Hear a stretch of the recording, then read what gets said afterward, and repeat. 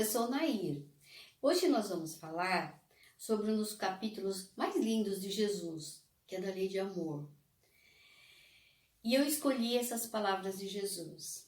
Tratai todos os homens da mesma forma que quereríeis que eles vos tratassem. Jesus foi tirado de Lucas, capítulo 6, versículo 31. Então vamos pensar. Nós podemos ter uma aparência de bonzinhos. Mas e o nosso pensamento? Será que está na sintonia da qual nós estamos aparentando ser? E quando nós falamos, será que nós não falamos tocando na ferida do nosso próximo? Tem uma palavra que diz assim, que Maria estava no poço. Maria, mãe de Jesus, porque lá naquela época não tinha água encanada. E todo mundo ia pegar água num poço. E Maria estava lá, pegando água no poço. De repente chegou uma moça e falou assim, Maria, tá vendo aquela mulher? Ela é a mãe de Dimas, o ladrão, aquele que rouba todo mundo. Aí a Maria olha para a moça e fala assim, o meu filho ensina que nós não podemos tocar na ferida do nosso próximo. Ah, mas ele é ladrão. Todo mundo sabe, você não precisa expor a mãe dele desse jeito. Então, assim, nos ensinando que nós temos que ter amor ao falar de alguém. Ou quando nós sorrimos. Estamos sorrindo, mas na verdade a gente não queria sorrir. Então é aquele verniz social. A aparência, ela é diferente do que nós somos de verdade. E aí nós vamos lembrar de como Jesus quer que nós sejamos. Então vamos pensar no encontro de Jesus e o cego. Jesus chegou para o cego e perguntou, o que queres que eu faça? Aí a gente imagina, um cego, ele vai querer que enxergue. Mas às vezes não. Às vezes o cego não quer a visão, ele quer outra coisa. Por isso que Jesus pergunta para ele, o que queres que eu faça? Aí o cego responde, que eu veja. E realmente aconteceu. Agora, se fosse o encontro de Jesus em nós, e Jesus perguntasse para nós, o que queres que eu faça? Qual deveria ser a nossa resposta? Então, eu coloquei essa, que eu seja capaz de enxergar o que vai destruir a minha vida. Porque aí sim, eu vou buscar as melhores atitudes para ser feliz aqui na Terra. Olhar a vida com aceitação. Isso não é ficar parado, mas aproveitar todos os momentos da nossa vida. Mudar a forma de viver, porque o Evangelho, ele faz com que nós enxerguemos melhor, que as dificuldades, na verdade, nós temos que amar as dificuldades, porque são elas que nos fazem crescer. E aí eu peguei o exemplo, tinha que ser com o Chico Xavier. Então o Chico Xavier, ele tinha terminado a reunião dele, aí de repente vem aqui, para um baita de um carro assim de última geração, com motorista particular, e desce um empresário daquele carro. Ele chega e fala assim, meu filho morreu e eu quero uma mensagem dele. Aí o Chico olha para ele e fala assim, olha meu irmão, a nossa reunião já terminou. Porque já era quase 11 horas da noite. A nossa reunião já terminou e o telefone toca de lá para cá, não daqui para lá.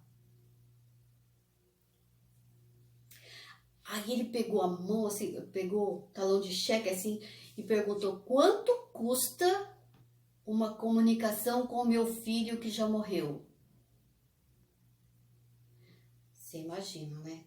Nessa hora, o Emmanuel vem e aí Chico perde a noção. E o Emmanuel diz para ele, meu irmão, tivesse na vida 2 filhos. O primeiro não deste nem um sentido de vida para ele. Sempre fez o que quis.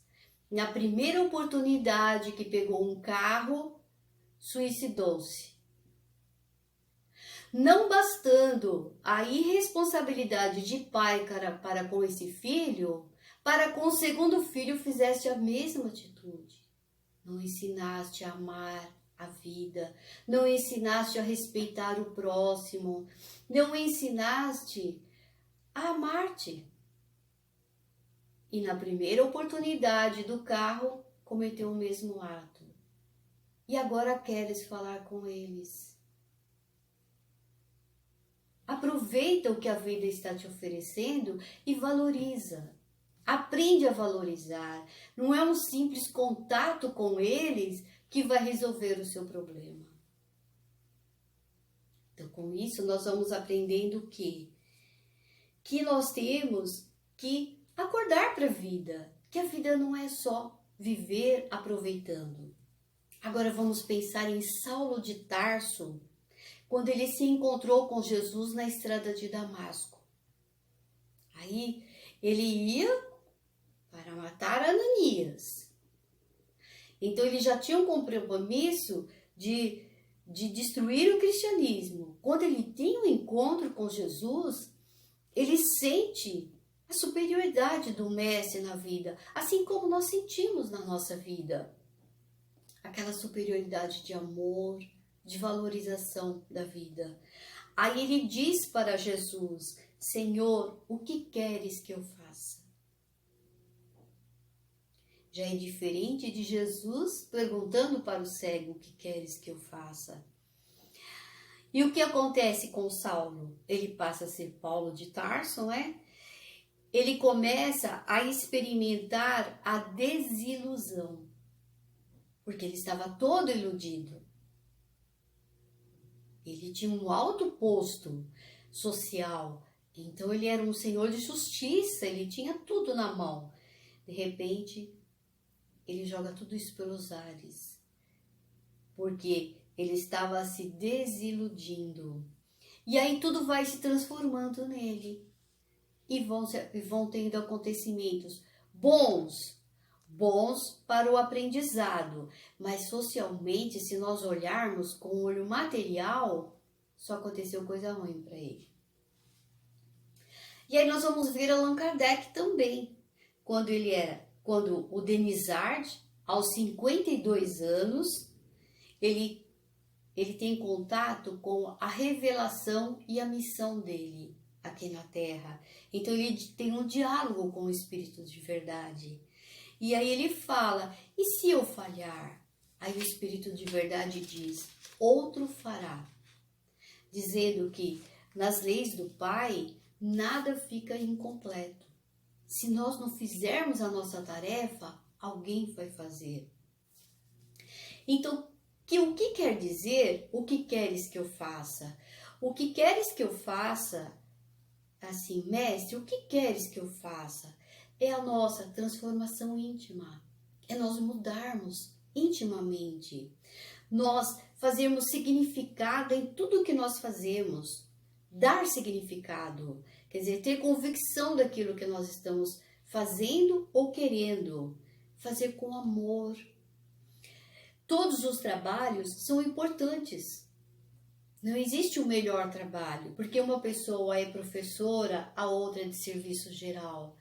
Os dois são importantes e necessários. Que nós somos diferentes, não somos iguais. Cada um é um filho único do Pai. Então nós não podemos ficar nos comparando. Tal pessoa fez melhor que eu. Ter um autoconhecimento, gostarmos de nós, nos querermos bem, olhar para dentro de nós e aprender a lidar com os obstáculos. Porque olha, eu peguei um exemplo, quando tem uma tempestade e destrói o ninho, o que o passarinho faz? Ele vai lá no ninho caído e fica chorando? Não, ele começa a construir outro ninho. E assim nós temos que ter uma fortaleza nossa interior e trabalho, arregaçar as mangas e realmente ir ao trabalho. E no Livro dos Espíritos, na pergunta 886, ele fala o que é a caridade. Então ele responde: benevolência para com todos. Então nós temos que ser benevolentes para com o nosso próximo. Indulgência para com as imperfeições alheias. Então nós temos que ser indulgentes, porque quando nós erramos, nós também queremos que tenham indulgência conosco. E temos que desenvolver a afabilidade e a doçura. Agir pelo bem. Nós temos que ter deveres com o nosso próximo. Deveres é um pouco diferente de obrigação. Porque se eu deixar de abraçar um ente querido, eu não vou ser punido. Porque não é uma obrigação, é um dever. Se eu não honro um compromisso social de marcar para fazer oração em tal lugar e eu não vou, eu furei com um dever, não foi como uma obrigação. Então eu não vou ser punida socialmente.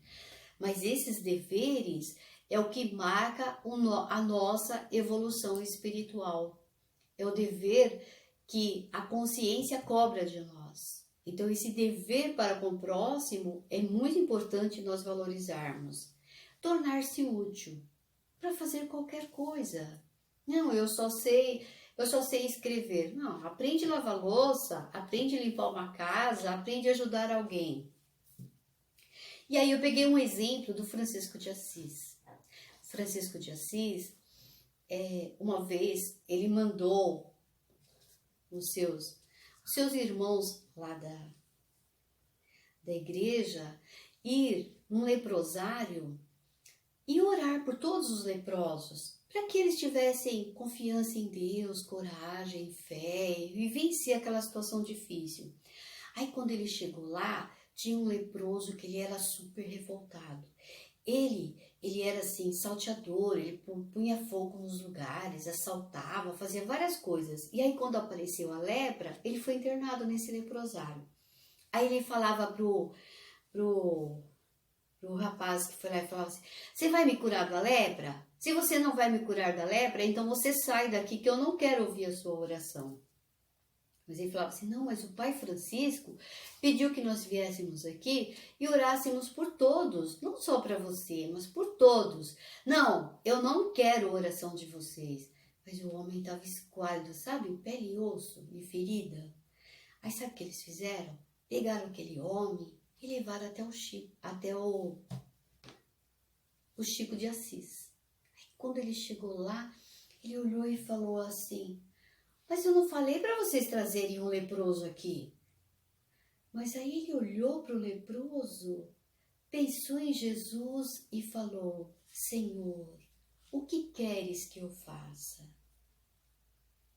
Aí ele foi, abraçou o leproso, pediu perdão para o leproso, colocou aquelas bacia de pedra, né? de madeira, antigamente, aquelas bacias de madeira, mandou colocar água morninha, rosas brancas e começou a banhar o leproso, pedindo que Deus protegesse e amparasse o leproso. Quando ele acabou o banho, o leproso estava são. Aí o leproso ficou um seguidor do Francisco de Assis. Então, o que isso nos ensina? Que quando nós não acharmos uma saída, vamos fazer igual Francisco de Assis. Pensarmos em Jesus e do fundo do nosso coração dizer: Senhor, o que queres que eu faça? Muito obrigada.